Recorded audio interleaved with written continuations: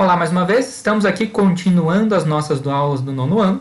Chegamos aqui ao nosso 10º capítulo, a segunda parte do 10º capítulo. Na primeira parte, eu estava falando sobre o golpe militar, falei sobre as diversas vertentes, diversas versões sobre o golpe militar e falei também sobre o contexto que estava na época. Agora eu vou falar sobre a ditadura militar, ou o regime militar, ou ainda, como alguns gostam de dizer, a ditadura civil-militar ou regime civil-militar. Nós vimos anteriormente que nós estávamos falando sobre o período da democratização, que era o período do populismo. Depois nós falamos sobre o período de 64, o golpe de 64. Agora nós vamos falar sobre esse período aqui, de 64 a 85, que é propriamente a ditadura. Temos alguns autores que consideram que a ditadura vai um pouquinho mais, até 1990, quando nós vamos ter as primeiras eleições livres de fato e a primeira eleição de um presidente de maneira direta no Brasil. Mas nós temos aqui esse 5 anos, de 85 a 90, que seria uma transição de fato entre o período militar e o período de redemocratização que nós estamos hoje. Nós vimos na última aula, então, que o golpe militar ele tem uma origem no próprio contexto da época. Depois da Segunda Guerra Mundial, o que nós vamos ter é a Guerra Fria. A Guerra Fria é o confronto entre a ideologia capitalista e a ideologia comunista. Esse confronto ele vai colocar de frente duas das maiores potências mundiais da história da humanidade, a União Soviética e os Estados Unidos. Essas duas potências vão se enfrentar indiretamente pelo mundo inteiro. Então nós vimos ali que vai haver a Guerra da Coreia, a Guerra do Vietnã, a Revolução Cubana, a crise dos mísseis de Cuba. Todos esses são episódios no qual as duas potências estão se enfrentando indiretamente. Elas estão se enfrentando indiretamente porque se elas se enfrentarem diretamente, o que acontece é uma guerra nuclear. Então, elas estão se enfrentando em terrenos no qual elas podem brigar, mas não são elas que estão brigando de fato. São pessoas que estão brigando em nome delas. Essa é a Guerra Fria. Nós vemos então que os Estados Unidos ele vai estar no momento então de uma certa paranoia, no qual os Estados Unidos, depois da Revolução Cubana, vai tentar garantir que nenhum outro episódio como esse, nenhum outro país da América Latina, principalmente os países importantes da América Latina como Brasil e Argentina, vão seguir o mesmo curso de Cuba.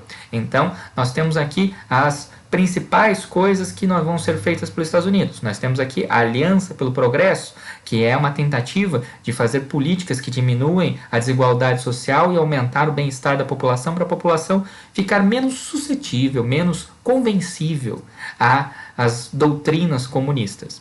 Nós temos a doutrina de insurgência, contra-insurgência, que é exatamente esse mecanismo de repressão contra as forças guerrilheiras que vão se espalhar pela América Latina. E nós temos as escolas das Américas, que vai ser exatamente uma escola militar, ideológica, que vai doutrinar os militares por toda a América e também alguns da África também, que vão ser doutrinados nessa escola para ser leais e serem tributários, vamos colocar assim, são pessoas que seriam do partido dos Estados Unidos, fazendo o interesse dos Estados Unidos, e eles vão ali levar uma lavagem ideológica para serem dos Estados Unidos. Então, nós temos aqui uma escola que é responsável por garantir a fidelidade dos militares da América Latina e do exterior. Nós vimos que o governo João Goulart ele vai tentar fazer uma série de reformas, vai ser uma reforma estrutural na sociedade para tentar ali corrigir alguns desequilíbrios, corrigir algumas coisas que estão acontecendo na nossa sociedade. Por exemplo, ele propõe uma reforma educacional, ele propõe uma reforma tributária, diminuir o imposto de pobre, aumentar o imposto de rico, ele propõe uma reforma eleitoral, aumentando a possibilidade de pessoas, aumentando o número de pessoas que vão votar, ele propõe uma reforma agrária para distribuir terras para as pessoas, ele propõe uma reforma urbana, principalmente para levar saneamento para as pessoas. Nós vemos então que as causas diretas do golpe vão ser a deteriorização das instituições com a renúncia do Jânio Quadros. As instituições democráticas brasileiras já não estavam muito bem, com a renúncia e com o confronto do Jânio Quadros e com a renúncia do Jânio Quadros, elas vão entrar em crise. nós temos aí um quadro de crise financeira no Brasil. Esse quadro de crise financeira aqui vai fazer com que a elite brasileira, que já está descontente, se torne ainda mais descontente com a possibilidade de João Goulart entrar no poder. Com o João Goulart entrando no poder, ele vai fazer uma série de medidas que vão tirar do sério a elite brasileira, principalmente a questão das reformas estruturais que nós acabamos de dizer, e os Estados Unidos também temia que João Goulart fosse muito favorável às ideologias capitalistas e por isso ficasse contrário às políticas dos Estados Unidos. Os Estados Unidos considerava que não era tolerável você ter um governo que não fosse favorável aos Estados Unidos no Brasil. A partir disso, nós vamos ter todo um quadro no qual o golpe vai acontecer e depois ele vai rapidamente se consolidar, visto que nós tínhamos ali toda uma narrativa de que o governo que estava sendo colocado, o governo João Goulart, era um governo que não tinha legitimidade. E esse governo aqui, então, nós temos ali o acordo da sociedade, nós temos o aval da sociedade para que seja retirado esse governo e seja colocado um novo governo, um governo militar, que vá de encontro aos interesses do Brasil, vá de encontro aos interesses dessas pessoas ali que estão fazendo o golpe. Então, nós temos ali as pessoas ali, de um lado, se colocando favoráveis ao golpe e de outro lado, se colocando contrárias ao golpe. Ao contrário do que parece, a partir do momento que o golpe de 64 foi colocado, o debate não terminou por aí, a sociedade não sossegou por aí. Nós temos ali uma resistência ao golpe, uma resistência forte ao golpe. O governo militar, inicialmente, não é um governo popular, não é um governo que tem um acordo da população, ele tem o apoio de parte da população, principalmente da elite brasileira que controlava os meios de comunicação, controlava os rádios, controlava a televisão, controlava os jornais. Mas nós temos uma grande parte da população brasileira que ficou contrária ao golpe de 64. Então nós vamos ter aqui todo um contexto do golpe, no qual o golpe vai se consolidar, o João Goulart foge do país, e a partir do momento que ele foge do país, o governo, a presidência se torna vaga, e a partir disso nós temos ali que preencher a presidência. Nós vamos ter aqui então o Brasil após o golpe. O Brasil após o golpe ele é governado de fato por uma junta militar, chamado Comando Supremo Revolucionário. Esse Comando Supremo Revolucionário é que vai, então, agora ditar as regras e, a partir do momento que ele toma o poder, ele vai instituir o Ato Institucional 1. O primeiro ato institucional. Então, nós temos ali um governo militar que, inicialmente, ele vai governar por decreto. Não é novidade para a gente. Nós temos ali presidentes como o Getúlio Vargas, como o Lula em certa altura do campeonato, o Temer, todos eles governaram por decreto. Hoje a gente chama de medida provisória. Naquele momento, eles chamavam de ato institucional. Agora, o ato institucional aqui, ele não precisa necessariamente de acordo com a Constituição. Ele corrige ou vai contra a certos aspectos da Constituição. Então, nós temos aqui o ato institucional número 1, por exemplo, ele vai colocar demissão de funcionários públicos que sejam leais ao antigo governo, que sejam leais ao governo João Goulart. Nós temos aqui cassação de mandatos de todos os políticos que sejam oposição ao golpe de 64. Então, qualquer político que faça oposição ao golpe de 64 é cassado. Nós temos aqui prisões, autorização de prisão em massa de opositores, e nós temos aqui o estabelecimento de eleições indiretas para presidente. A partir de agora, a única pessoa que pode votar para presidente são os deputados e os senadores. O que nós vamos ter então é o golpe se consolidando, e a partir do momento que o golpe se consolida, aquelas pessoas que dão o golpe, os militares que deram o golpe, eles vão agora brigar para ver qual o Brasil que eles vão colocar, qual é o poder que eles vão estabelecer, que governo é esse. Nós temos dois partidos dentro da ditadura militar. Existem mais grupos? Existem, mas esses daqui são os dois mais importantes. Nós temos aqui o chamado grupo da Sorbonne, que são aqueles que vêm da Escola Superior de Guerra. Esses caras aqui, eles vão ter uma ideologia aliada aos Estados Unidos, eles vão ser anticomunistas, mas aqui eles vão ser partidários de um poder executivo forte e de soluções econômicas para o Brasil de maneira técnica.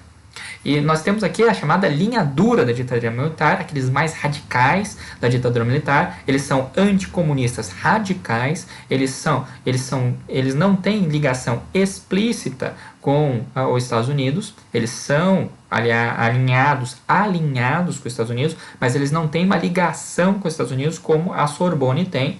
Eles são nacionalistas e eles consideram que qualquer político ou qualquer coisa que seja democrática é contrária aos interesses do Brasil. Eles são antidemocráticos na raiz. O que nós temos então é, o primeiro governo ele vai ser feito por um membro da Sorbonne, vai ser o Castelo Branco. O Castelo Branco ele vai ser eleito de maneira indireta e a partir de 1964 ele vai ficar até 1967. Então vai ficar ali um bom tempinho.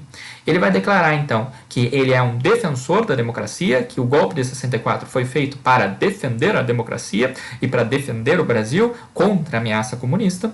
Nós temos aqui um cara que se declara democrata, que se declara a favor da democracia, mas que rapidamente vai assumir posições autoritárias. E a partir do momento que ele assume essas posições autoritárias, o governo militar vai fechando o cerco e vai apertando, vai ali se colocando contrário a qualquer negociação com a oposição de maneira progressiva. Vai ali fechando o cerco, cada vez mais fechar o cerco contra esses opositores. Então nós vamos ter vários parlamentares, deputados, senadores estaduais que vão ter mandatos cassados, nós vamos ter cidadãos que tiveram seus direitos completamente cancelados, nós temos ali o direito de ir e vir, o direito de livre expressão, todos esses direitos que vocês têm hoje, de ir lá na internet e xingar qualquer político que seja, nessa época aqui, a partir desse momento aqui, você seria preso. O próprio ato de discutir política, o próprio ato de você falar em público de política e criticar um político que seja do governo militar faria com que você fosse preso e provavelmente seja torturado e etc, etc, etc. Nós temos aqui ele vai criar então o Serviço Nacional de Informação e através disso ele vai governar o Brasil. Ele vai governar o Brasil a partir de atos institucionais e esses atos institucionais eles vão se tornando cada vez mais violentos, cada vez mais autoritários. O governo militar ele vai ter um plano econômico inicial. Ele vai ser chamado Plano de Ação Econômica do Governo, o PAEG. O PAEG, então, ele vai assumir uma posição de que é necessário cortar os gastos públicos. Então, qualquer gasto público que esteja sendo feito que não seja necessário, corta. Então, nós vamos diminuir o funcionalismo público, vamos diminuir os funcionários públicos, vamos diminuir o gasto que o governo tem, nós vamos diminuir a máquina pública. Você já ouviu esse discurso, né? A partir disso, nós vamos ter aqui o aumento dos impostos, precisa se arrecadar mais, obviamente. Nós temos aqui o fim da estabilidade do emprego. O emprego, pela Constituição de 46, era mais estável do que o emprego que nós temos hoje, mas eles criam o fundo de garantia. O fundo de garantia por tempo de serviço que nós temos hoje aqui. Seu pai for mandado embora, ele recebe esse fundo de garantia aqui. E nós temos aqui o aumento do salário abaixo da inflação por um ano. O salário não pode aumentar mais do que a inflação por um ano. Restrição do crédito, arroxo salarial, aperto no salário, não pode aumentar os salários, recessão, desemprego. Pacote bom. Com isso, ele vai ter que solucionar uma crise econômica que já vem antes do golpe militar. Essa crise econômica que vem antes do golpe militar aqui, ela vai provocar uma série de questões. A moeda brasileira, por exemplo, está desvalorizada. Ninguém quer o cruzeiro brasileiro nesse momento aqui. Moeda que nós tínhamos na época.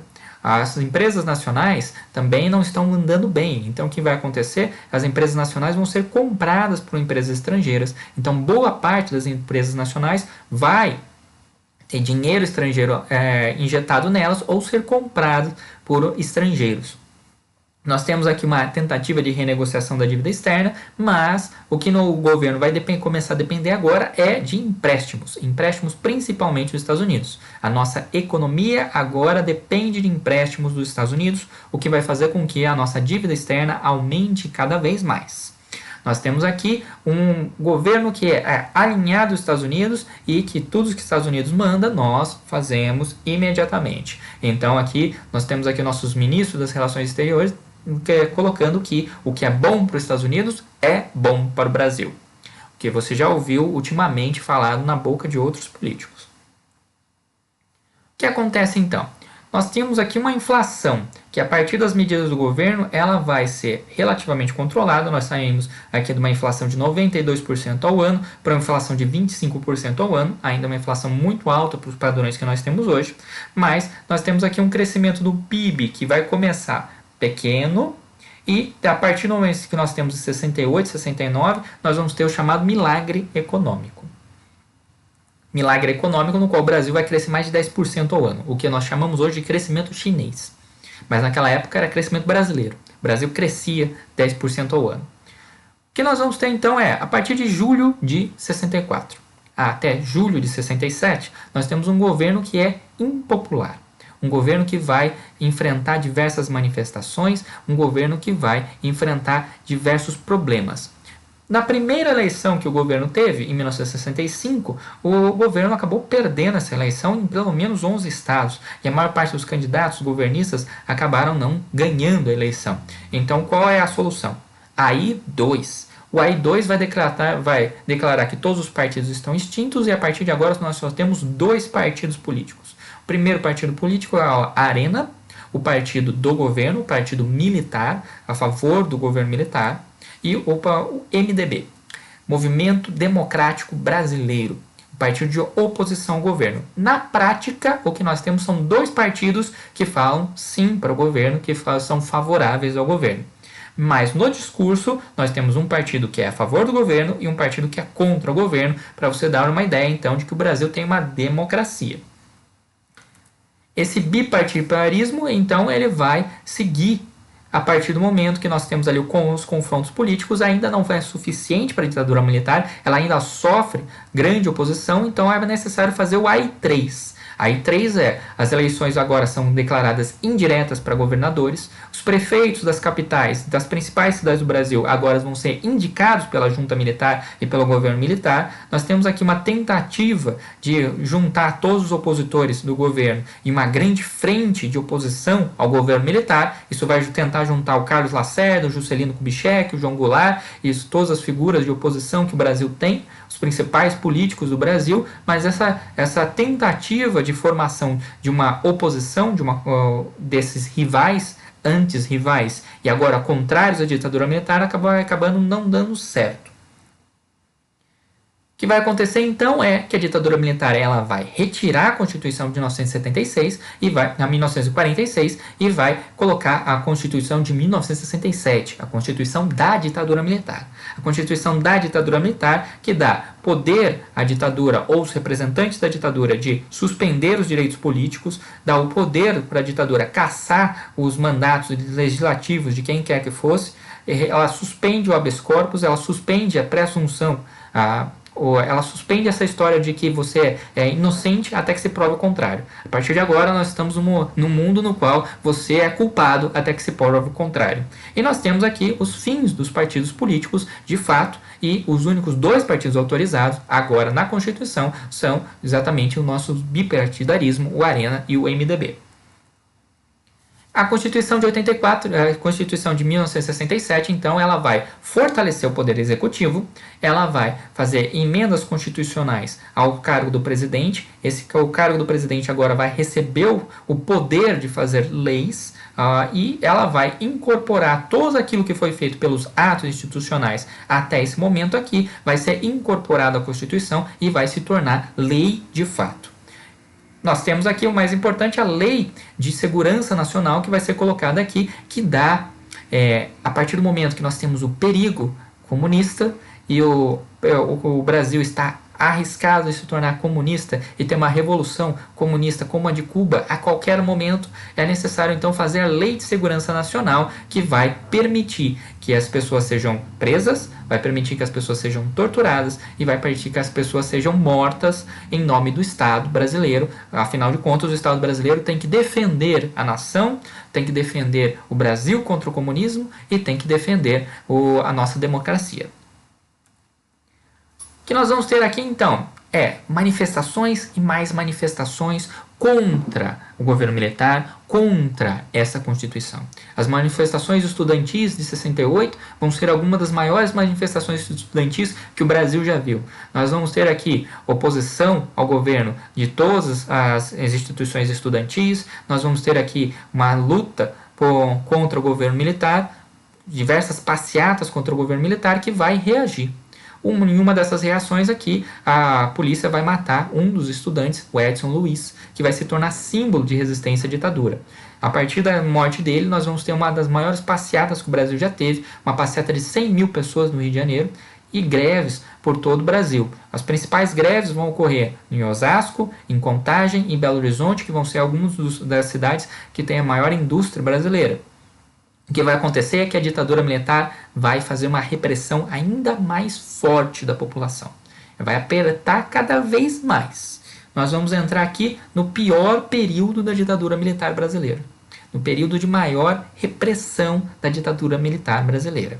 Nós temos aqui a morte do nosso estudante e já no enterro e na missa de sétimo dia dos estudantes, nós temos aqui a cavalaria sendo jogada contra os manifestantes. A cavalaria literalmente passou por cima da manifestação dos estudantes.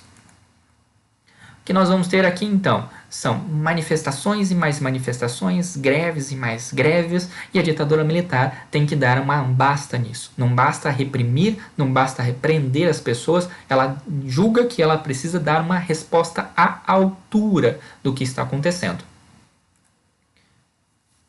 Nós vamos ter aqui enfrentamentos por todo o Brasil, e eu vou chamar atenção aqui para esse enfrentamento aqui. Nós temos aqui o enfrentamento entre a USP e o Mackenzie, que vai se tornar tradição a partir desse momento aqui. O Mackenzie a favor da ditadura militar e a USP contrária à ditadura militar. Então nós temos ali, as duas faculdades eram frente a frente, porta a porta naquele momento. Então nós temos ali a batalha campal da USP contra o Mackenzie, que vai se tornar lendária para os estudantes da USP, como esse cara que está te falando aqui. A USP ela vai se tornar historicamente favorável à democracia e ser um berço da democracia, enquanto o Mackenzie historicamente vai se tornar ali um dos maiores defensores da ditadura militar nesse momento. A resposta do governo vai ser o AI-5. O AI-5 que provavelmente você já ouviu falar, o AI-5 que provavelmente já chegou no seu ouvido de alguma maneira, mas você não sabe exatamente do que é. Não sabe se é bom, não sabe o que é ruim. Então o que é o AI-5 de fato? Para você que não sabe o que é o AI-5, então preste atenção nesse momento aqui. O AI-5 é a medida mais dura que a ditadura militar vai fazer contra essa resistência que está sendo colocada contra ela.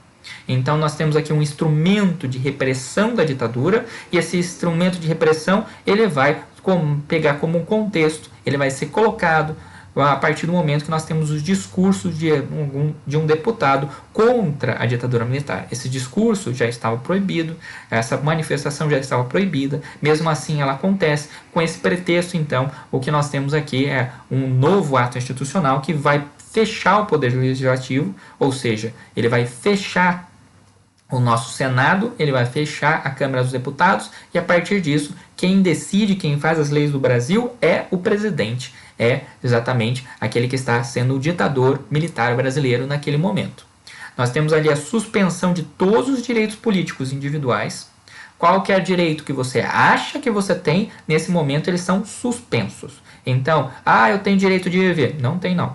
Eu tenho direito de falar. Não tem não. Eu tenho direito de respirar. Não tem não. O que eles falarem que você tem direito, você tem direito. O que eles não falarem que você não tem direito, não tem direito. Acabou. Nós temos ali intervenção em todos os municípios. A partir de agora, nesse negócio de eleição chega. Nós temos ali intervenção. Se o município não estiver indo de acordo com a ditadura militar, a gente coloca ali o interventor no município, não tem problema nenhum. E nós temos aqui a cassação de todo e qualquer deputado que falou uma vírgula contra o governo militar nesse momento. Então, tudo isso vale por prazo indeterminado. A partir de agora, o governo militar tem poder de definir quais são os seus direitos e quais não são os seus direitos. Se você falar uma vírgula contra o governo militar, você pode ser cassado, você pode ser preso, você pode ser torturado e você pode ser morto pelo governo militar. E isso é legal dentro do AI-5. Um policial pode matar uma pessoa se essa pessoa for colocada como comunista, for colocada como um terrorista para a sociedade. Isso é válido. A pessoa não tem direitos.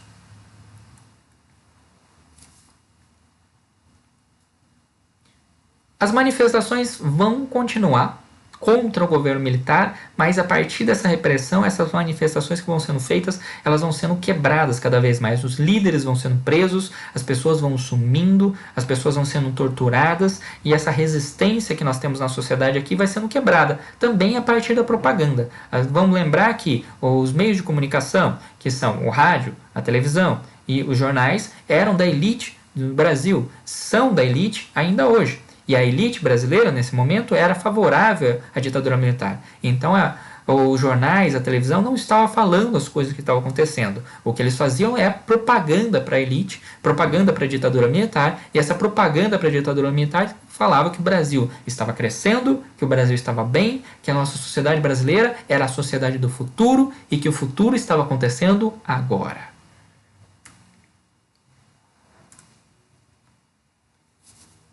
Tirando então o nosso presidente, que acabou ficando doente, assume um novo presidente militar, que é o Costa e Silva. Costa e Silva não é da Sorbonne, ele é da linha dura. E a partir do momento que nós temos aí um governo da linha dura, aí nós vamos começar a ter problemas graves. Aí nós vamos começar a ter uma repressão grave. Com o AI-5, toda a oposição brasileira à ditadura militar percebeu que não havia debate, não havia solução, não havia negociação. É nesse momento que surge o que nós chamamos de ação armada contra o governo, ou ação armada, a esquerda armada, as ações de guerrilha. Nós vamos ter diversos movimentos, diversos grupos de guerrilha no Brasil, diversos grupos urbanos, grupos rurais de guerrilha, e essa guerrilha ela vai utilizar muitas vezes o sequestro de embaixadores, o sequestro de autoridades, e a partir desses sequestros eles vão tentar chamar a atenção da população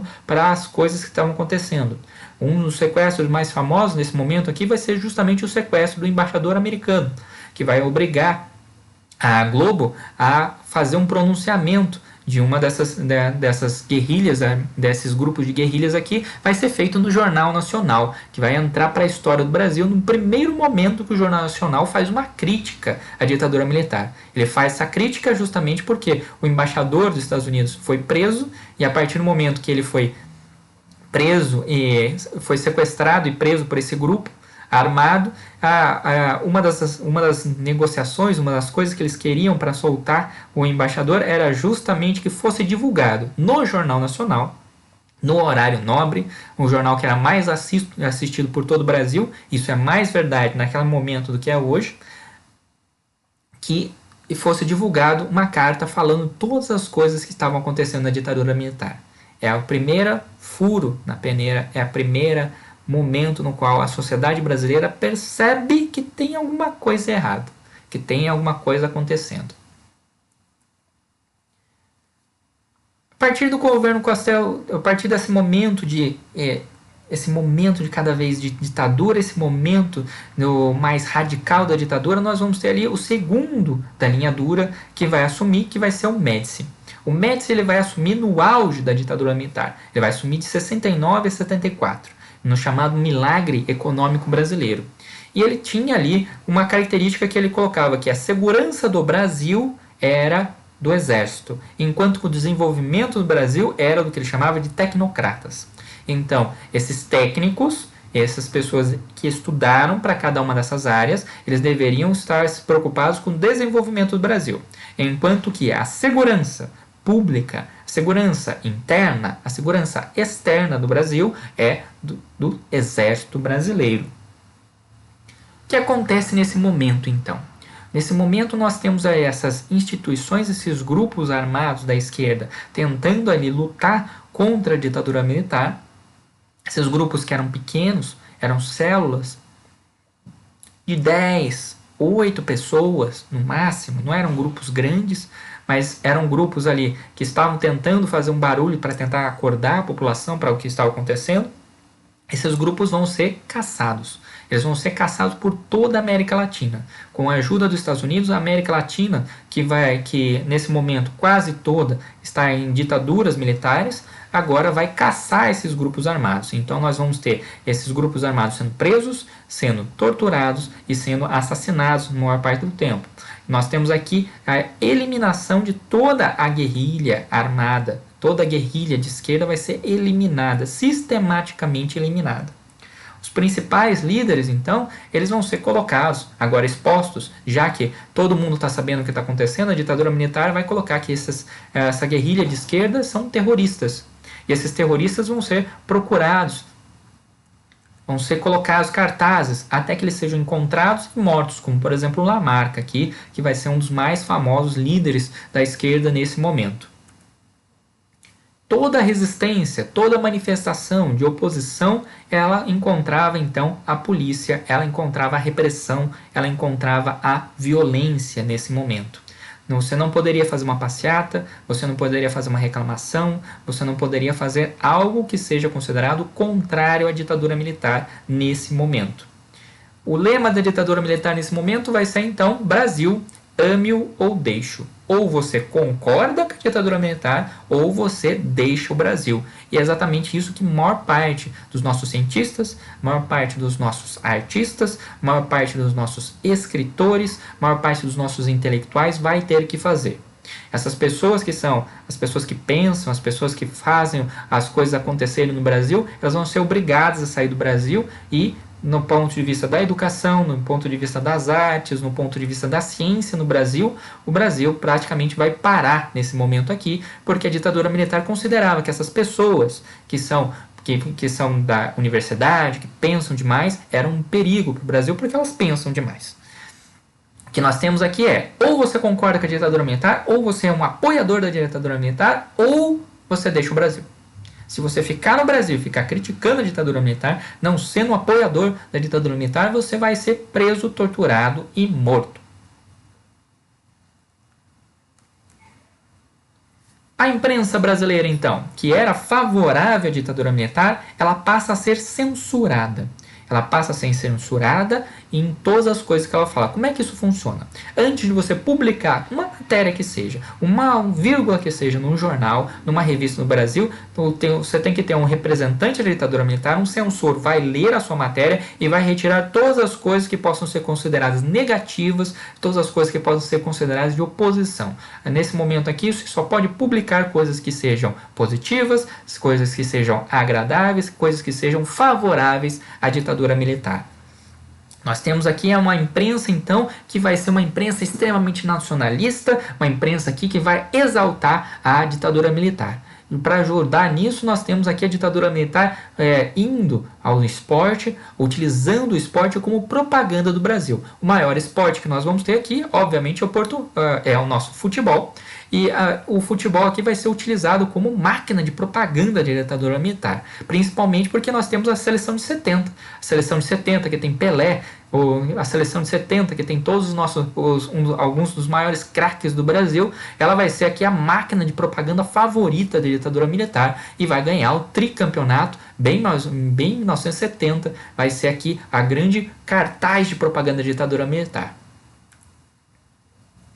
A ditadura militar, então, passa a sistematicamente torturar os seus opositores. Prende e tortura os seus opositores. Nós temos inicialmente, nós temos aqui enviados da CIA que vão aqui pelo governo americano, a CIA aqui que vai treinar os torturadores brasileiros, mas depois os torturadores brasileiros ficaram tão bons que os torturadores brasileiros vão para os Estados Unidos treinar e ensinar os torturadores americanos, principalmente quando vai começar a chamada Guerra ao Terror, que vai ser aqui a guerra contra os muçulmanos, contra os terroristas, que vocês veem aí na televisão todos os dias. Essas técnicas de tortura que nós temos hoje, que os Estados Unidos utiliza hoje contra esses terroristas que eles pegam ali, esses muçulmanos, o Osama Bin Laden, por exemplo, e outros caras como ele, elas são técnicas que foram aqui desenvolvidas no Brasil.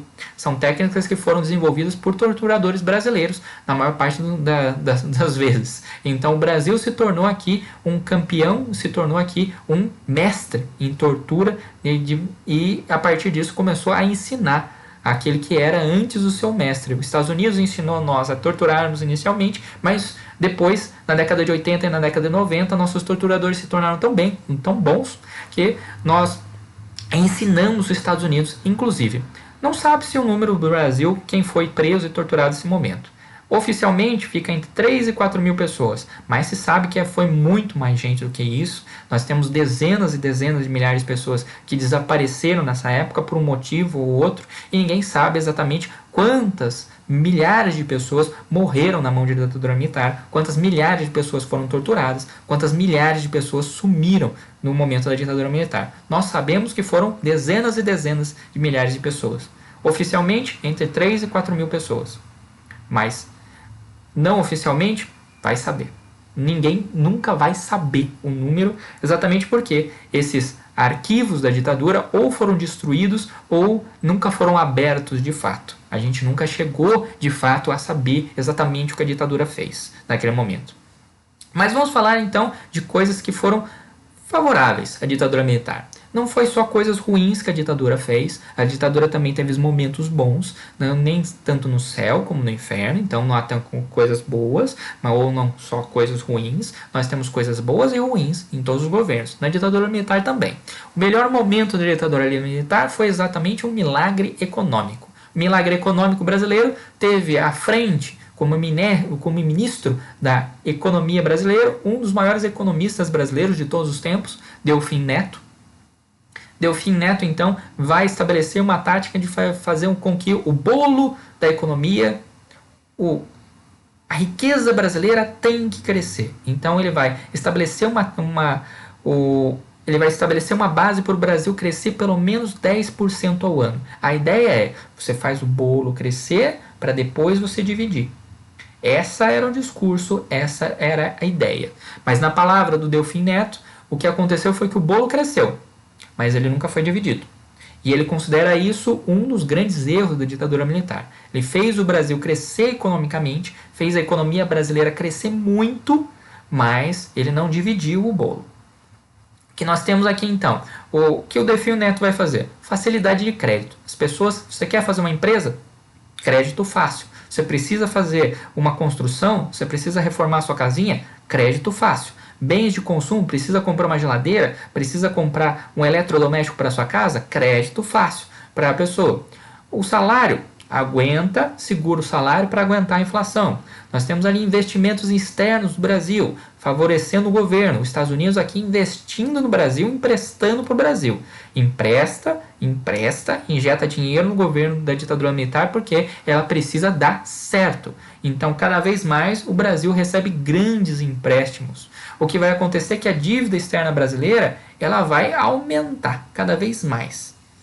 Nós temos aqui, no início da ditadura, em 1964, nós temos uma dívida de 3 bilhões e já em 1981, quando a ditadura já está indo para terminar, a dívida brasileira está em 62 bilhões. Então, durante a ditadura militar, o governo brasileiro ele ficou ali dependente desses empréstimos e a dívida brasileira ficou cada vez mais cara até chegar o momento que nós temos hoje uma dívida externa que é impagável. Mas a dívida está aí e a gente tem que pagar todo mês, todo ano, todo dia. Ela está sendo paga pelo trabalho do brasileiro. Mas essa dívida que se tornou impagável foi durante ali a ditadura militar brasileira. Agora você me pergunta, aonde estava indo tanto dinheiro? Aí que está o problema. O trabalhador estava vendo esse dinheiro? Não. O trabalhador estava vendo o seu salário diminuir e cada vez mais ele precisava trabalhar para pagar, para ele comer, para pagar, para ele ter o mínimo necessário. Então nós temos ali um salário que cada vez menor, um poder de compra cada vez menor, então você trabalhava, mas você recebia e cada vez que você recebia você conseguia comprar menos. Isso vai fazer com que a população vá ficando progressivamente vai ficando cada vez mais descontente ao longo do caminho. A tática militar de fazer com que o Brasil receba um grande investimento externo vai fazer com que a maior parte da economia brasileira seja dominada por empresas estrangeiras. Então nós temos aqui a parte de transportes, a parte do setor elétrico, a parte mecânica, plásticos, minerais, química, metalurgia. Todas essas áreas que são chave, que são decisivas para um país se tornar desenvolvido, para um país se tornar moderno, vão se tornar agora de multinacionais, vão se tornar agora de capital estrangeiro. Às vezes nós achamos que a empresa é brasileira, mas a empresa não é brasileira. A empresa foi comprada já no momento, já na época da ditadura militar, por uma empresa estrangeira. O que acontece então? Você me perguntou, para onde foi tanta grana que eles foram colocando aqui no Brasil? Essa grana então, se você olhar ali, os 50 mais pobres do Brasil. 50 mais pobres do Brasil começaram a ditadura militar com 17% da renda. De toda a renda brasileira, 50% da população tinha 17%.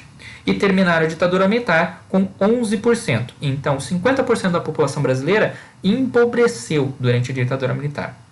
Agora, os 5% mais ricos do Brasil começaram a ditadura militar com 27% da renda nacional, com 27% de tudo aquilo que nós produzimos, de toda a riqueza nacional. Eles terminaram a ditadura militar com 39%. Então, os 50 mais pobres do Brasil durante a ditadura militar, eles empobreceram, enquanto os 5% mais ricos do Brasil enriqueceu. O que houve durante a ditadura militar, então, foi uma concentração de renda. O pobre ficou mais pobre e o rico ficou mais rico.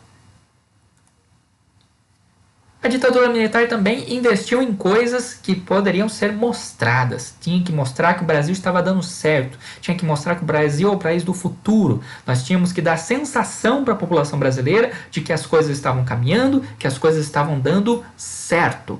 Então nós vamos fazer obras gigantescas. Pensa numa obra grande, você vai ter que fazer uma coisa mais grande ainda. Pensou numa obra mais grande ainda? Pensa numa coisa gigantesca. Então nós vamos fazer a rodovia transamazônica, 2.000 quilômetros de estrada. Vai estrada, vai. Você vai fazer ali a ponte Rio-Niterói, uma ponte gigantesca ali. Você vai fazer a ponte Calombo-Sales, vai fazer hidrelétricas de Solteira, hidrelétrica de Passo Fundo. É obra gigantesca, obra para todo lado e obra superfaturada. Obra no qual nós vamos fazer empréstimos gigantescos para fazer essa obra e as obras sempre vão sair mais caras. A ditadura militar também vai ter diversos escândalos de corrupção, igual nós temos hoje. Naquele momento, nós tínhamos obra pública e hoje nós temos obra pública. Se hoje nós temos aí desvio de verba pública, por que não na ditadura militar nós também não temos desvio de obra pública? Todas essas obras aqui foram acusadas de alguma maneira de serem superfaturadas, todas essas obras aqui foram acusadas de ser escândalos de corrupção nesse momento. Obviamente que quem acusou a ditadura militar de ser corrupta ou de fazer algum ato corrupto acabou sendo preso, torturado e morto. Agora, a Transamazônica é um caso à parte, é um escândalo à parte, se você colocar aqui. A Transamazônica, então, que vai ligar o litoral do Nordeste e vai ligar, passando por toda a Amazônia e chegando aqui na fronteira do Brasil, ligando essa região aqui do Brasil, essa região norte do Brasil, que faz fronteira com a Bolívia, faz fronteira com a Colômbia, faz fronteira com a Venezuela, vai ligar essa região estratégica para a fronteira brasileira aqui. Então, a ideia era, a partir da Transamazônica, fazer com que o norte brasileiro seja integrado, seja colocado junto com o resto do Brasil e seja desenvolvido. O problema é, no papel, a Transamazônica é uma rodovia moderna, asfaltada e duplicada. Não é só asfaltada, duplicada. Isso no papel. Agora, na prática, essa é a Transamazônica. Hoje. Agora, tem coisas boas e tem ruins em todas as coisas, né? Então, vejamos aqui. No milagre econômico.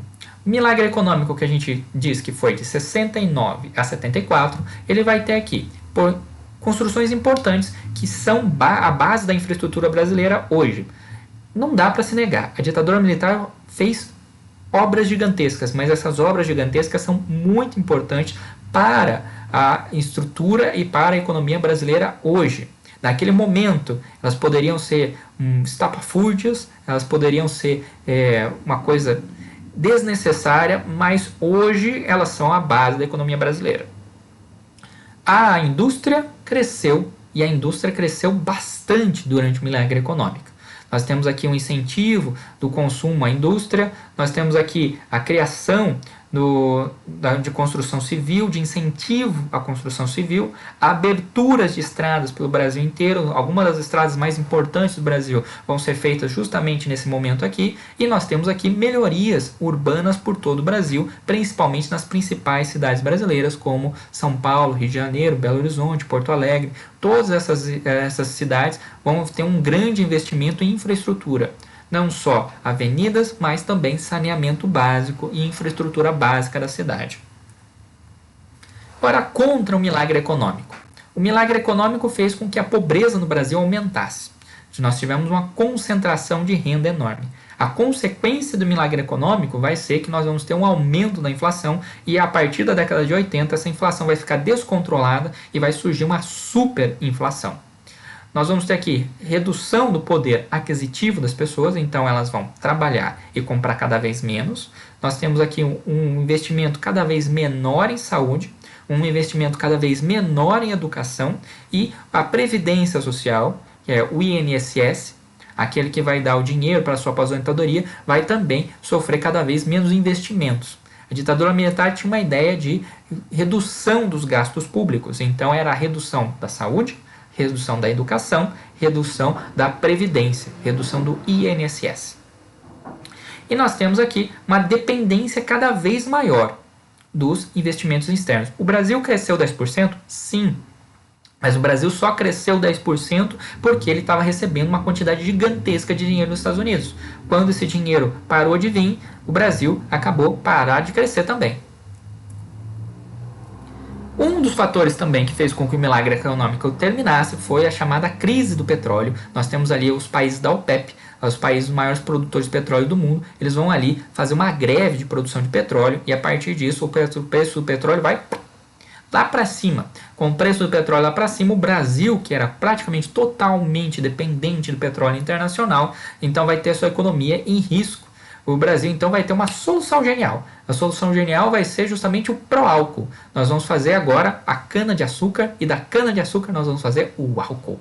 O álcool, o carro a álcool, vai surgir justamente nessa época da ditadura militar como um substituto ao petróleo, já que o petróleo estava lá na altura, caríssimo por causa dessa crise do petróleo. No nosso Ernesto Geisel, que vai aqui assumir de 1974 a 79, a Sorbonne assumindo o governo novamente, nós vamos ter aqui o segundo Plano Nacional de Desenvolvimento. O milagre econômico perde a sua força, o Brasil começa a entrar numa crise econômica e as coisas começam a desandar. Com isso, nosso segundo Plano Econômico de Desenvolvimento é feito. O que nós vamos fazer é, tudo aquilo que foi feito no modelo anterior, nós temos que fazer nesse modelo agora. Nós vamos fazer novos empréstimos, cada vez mais emprestar, nós vamos aqui fazer mais importações, nós vamos importar, então a indústria nacional ela não recebe um incentivo de fato, porque o brasileiro é incentivado a importar, principalmente importar dos Estados Unidos e da Europa, e nós temos aqui uma busca por novos mercados para exportação, principalmente exportação de minerais brasileiros e exportação de agronegócio brasileiro, como é hoje. E nós temos aqui uma tentativa de substituir as importações por alguns produtos brasileiros em algumas áreas. Isso é uma tentativa de incentivo à indústria brasileira que não vai dar muito certo. E, obviamente, obras faraônicas, obras gigantescas. Pensa numa obra gigantesca. Ou você fez ali uma ferrovia, agora vai fazer uma ferrovia maior. A ferrovia do aço, que nunca saiu do papel. Nós fizemos aí uma hidrelétrica, agora vai fazer uma hidrelétrica muito maior. Nós vamos fazer a hidrelétrica de Itaipu, a segunda maior hidrelétrica do mundo. E por 3 décadas a maior hidrelétrica do mundo. Vai ser feita aqui no Brasil, justamente nesse momento. E nós vamos ter aqui, se o mundo inteiro está mexendo com energia nuclear, é óbvio que o Brasil vai mexer com energia nuclear também. A partir disso nós vamos fazer um acordo para a construção de 8 usinas nucleares aqui no Brasil. Nunca saíram, de fato, a maioria nunca saiu do papel, mas o acordo existiu e aí os Estados Unidos estavam falando, não, beleza, a gente constrói, a gente dá usinas nucleares para vocês. Vocês vão estar ali junto com o mundo inteiro nessa parte de energia nuclear. O que vai acontecer então é que a economia não estava indo tão bem, a sociedade não estava indo tão bem, e a sociedade começa a perceber que as coisas não estavam indo tão certas. Nós temos aqui uma eleição parlamentar. Nessa eleição parlamentar aqui, o que vai acontecer é uma vitória da oposição à ditadura militar. Nós temos aqui o fim, a exigência do fim da censura aos meios de comunicação, e a partir do fim da censura aos meios de comunicação, nós temos aqui a imprensa agora falando o que está acontecendo, ou pelo menos parte do que está acontecendo, e a partir disso nós temos aí as reações da ditadura militar. A ditadura está tentando se abrir, mas a partir do momento que ela é criticada, ela tenta se fechar de novo. Então nós temos ali um jornalista, por exemplo, o Vladimir Herzog, que vai ser um dos críticos da ditadura militar nesse momento, ele vai ser preso, torturado e morto pela ditadura militar. Da mesma maneira, nós vamos ter aqui o assassinato do líder operário Manuel Fiel Filho, que vai ser também torturado e morto pela ditadura militar nesse momento. Então a ditadura está tentando abrir dar mais liberdade para a população, para ver se o descontentamento, se a população não fica tão descontente com a ditadura, mas ao mesmo tempo, no momento que ela é criticada, ela fecha de novo. O problema é que a ditadura está tentando está tentando falar, por exemplo, que ela tem razão no que ela está falando. Então, o Herzog, por exemplo, ele não morreu, ele não foi torturado, ele se suicidou. Agora, como é que o cara consegue se suicidar com um cinto preso à janela, no local no qual ele não consegue ficar nem de joelho? Aí me responda você.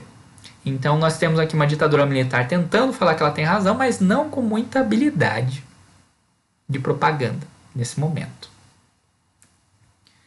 O que vai acontecer então é que nós vamos ter novos pacotes. Um pacote novo de ações do governo. Esse pacote novo de ações do governo, ele vai fechar o Congresso novamente, ele vai estabelecer um aumento do mandato para o presidente de 6 anos e ele vai criar os chamados senadores biônicos. Nós temos senadores, nós temos pessoas votando a legislação, mas são todas pessoas que são colocadas pelo próprio governo para votar a favor do governo.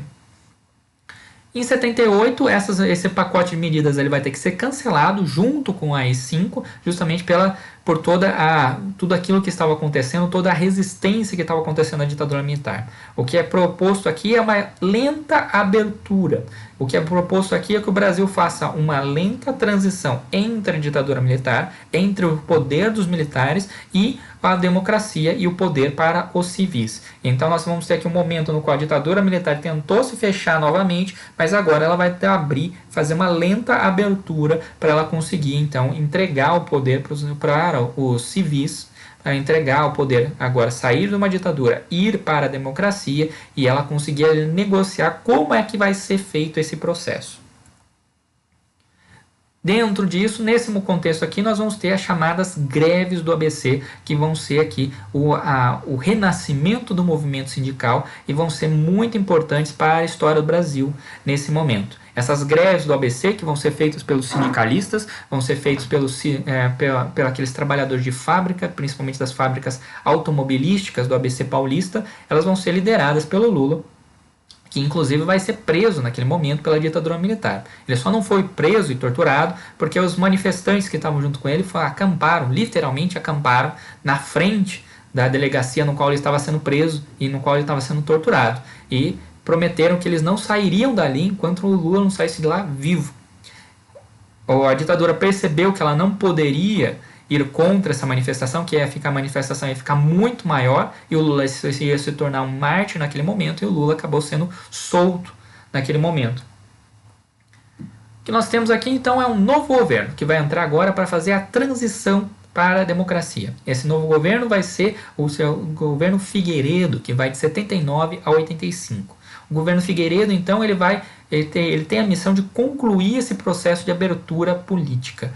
Essa conclusão desse processo, ela se coloca num contexto bastante complicado para o Brasil. A década de 80 é chamada de década perdida por um bom motivo. por bons, ótimos motivos. A década de 80 brasileira é uma década complicadíssima, mas é uma década no qual você vai ter uma crise econômica permanente. Uma crise econômica feia, uma crise econômica muito, muito grave que a gente vai ter nesse momento. Nós vamos ter inflação, superinflação, nós vamos ter um enorme desemprego da população. A maior parte da população brasileira ou estava desempregada ou estava subempregada nesse momento. Nós temos aqui empréstimos, os juros vão ficar altíssimos para você conseguir dinheiro, para você conseguir empréstimo para todas as coisas. Então a década de 80 é uma década no qual a população não tinha dinheiro para nada.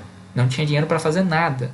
Então, uma das memórias que a gente vai ter da década de 80 são as filas de supermercado. Como a inflação era altíssima, você pegava o seu salário, corria para o supermercado para você comprar as coisas. Justamente porque você sabia que se você adiasse, falar, não, eu vou comprar amanhã, o seu salário não ia dar. Ou aquilo que você pretendia comprar um dia já não dava para comprar no dia seguinte. Isso é hiperinflação. Você pega o dinheiro, sai correndo para o supermercado para fazer a compra do mês. E você faz aquela compra gigante do mês. Compra tudo que você pode do mês, porque você sabe que o seu dinheiro vai desvalorizar e daqui a 1, 2 dias você já não consegue comprar mais aquilo que você queria comprar. Isso vai fazer com que o governo tenha um enorme desgaste. A inflação, que vai começar ali em 78 a 41% ao ano, vai terminar ali a ditadura militar com 250%, dependendo do ano, dependendo do mês que você está. Então, o preço do produto ele dobrava ou quadruplicava dependendo do mês que você estava. Então, se você comprar um produto a R$3, no final do mês, no final do ano, ele vai poder estar a R$6, vai poder a R$9 e o seu salário permaneceu o mesmo. Então, as pessoas aqui estavam ali naquele momento de angústia. A década de 80 é um momento de angústia econômica no qual o Brasil está numa crise que parece que não tem solução. Em 79 já começa a abertura. E essa abertura começa com a lei de anistia. Todas as pessoas que foram expulsas do Brasil, no AME ou Deixa o Brasil, todas as pessoas que foram expulsas do Brasil agora recebem autorização para voltar, exceto aquelas pessoas que foram consideradas da luta armada ou que foram consideradas de grupos terroristas.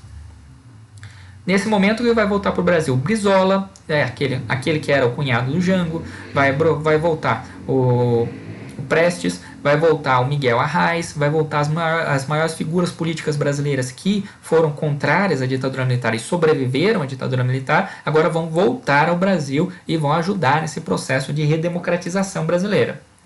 A reação da linha dura brasileira, que não queria que a ditadura acabasse, vai ser uma série de atentados. A ideia da linha dura era justamente você fazer uma série de atentados, explodir um monte de bomba pelo Brasil inteiro e a partir disso falar que esses terroristas, essas pessoas que foram expulsas do Brasil agora voltaram para o Brasil e estão aqui explodindo coisas, estão aqui fazendo violência de novo no Brasil. Esses atos terroristas, então, que foram feitos pela ditadura militar brasileira, pela ala radical da ditadura militar, colocando a culpa na esquerda brasileira, vão ser uma tentativa de fazer com que as pessoas olhem e falem, não, a ditadura tem que continuar, dá um gás a mais para a ditadura. Então nós vamos ter bancas de revistas que vão ser explodidas, nós vamos ter aqui a OAB, que vai ser a Ordem dos Advogados do Brasil, vai sofrer atentado à bomba, mas nós vamos ter aqui o atentado Rio Centro. O atentado Rio Centro foi um caso particular. O atentado Rio Centro aqui foi exatamente num show lá no Rio Centro, lá no Rio de Janeiro. Então eles iam plantar uma bomba e explodir no meio de um show. O que acontece? Quando os militares estavam armando a bomba no carro deles, o que aconteceu foi que a bomba explodiu literalmente no colo dos militares. Literalmente. O cara estava armando a bomba no colo dele, a bomba explodiu no colo dele. O problema é que esses militares aqui, eles deixaram uma série de pistas que, a partir dessas pistas aqui, a imprensa e a sociedade brasileira acabaram descobrindo que essa série de atentados que estavam acontecendo no Brasil, essas bombas que estavam explodindo no Brasil, eram feitas pela ditadura militar brasileira e eram os próprios militares que estavam explodindo essas bombas pelo Brasil inteiro. Com isso, a linha dura da ditadura militar acabou sendo desmoralizada, ela acabou perdendo total poder no governo e a democracia e a redemocratização ganhou cada vez mais força, ganhou cada vez mais fôlego. Do governo militar, então, nós ficamos por aqui. Na próxima aula, eu falarei no próximo capítulo, então, sobre o processo de redemocratização e o período de redemocratização no qual nós encontramos hoje. Vamos começar a falar desse período, dessa democracia que nós estamos hoje. Do governo militar, dessa ditadura militar, nós ficamos por aqui. Se você ficou com alguma dúvida desses 20 anos que nós pegamos nesse primeiro capítulo, nesse capítulo aqui sobre a ditadura militar, é só mandar um comentário, é só mandar um e-mail que eu respondo com o maior prazer. Desse capítulo, então, nós ficamos por aqui. Até uma próxima. Tchau, tchau!